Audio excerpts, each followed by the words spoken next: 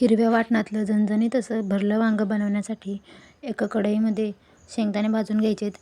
शेंगदाणे छान खरपूस भाजून घ्यायचेत.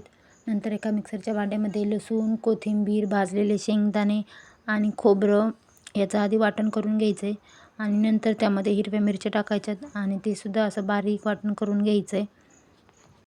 नंतर असे छोटे छोटे वांगे घ्यायचे आहेत आणि त्याला अशा उभ्या आणि आडव्या चिरा मारून घ्यायच्यात आणि त्यामध्ये केलेलं वाटण दाबवून असं भरायचं आहे.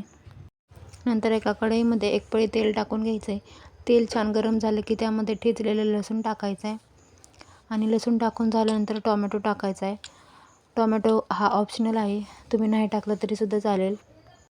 टोमॅटो आणि लसूण नरम झाला की त्यामध्ये भरलेली वांगी टाकायची आहेत आणि वांगी छानपैकी तेलात परतून घ्यायची आहेत. वांगे तेलात छान परतले की त्यामध्ये पाव चमचा हळद आणि अर्धा चमचा मीठ टाकून घ्यायचं आहे आणि एकदम छानपैकी मिक्स करून घ्यायचं आहे. वांगी तेलात नरम पडली की त्यामध्ये आपल्याला उरलेलं हिरवं वाटण टाकून घ्यायचं आहे. जे वांग्यामध्ये भरलं होतं आणि बाकी जे शिल्लक राहिले तेच वाटण आपल्याला इथे टाकून घ्यायचं आहे. मसाला छान तेल सुटेपर्यंत आपल्याला परतून घ्यायचा आहे. मसाल्याला तेल सुटलं की त्यामध्ये आपल्याला थोडं थोडं करून गरम पाणी टाकायचं आहे आणि त्याचं थिकनेस बघायचा आहे. वांग्याची भाजी पातळ नाही करायची, आपल्याला घट्टसरच ठेवायची आहे. पाणी टाकल्यानंतर उकळी आल्यावरती 10 ते 15 मिनिट भाजी शिजू द्यायची आहे.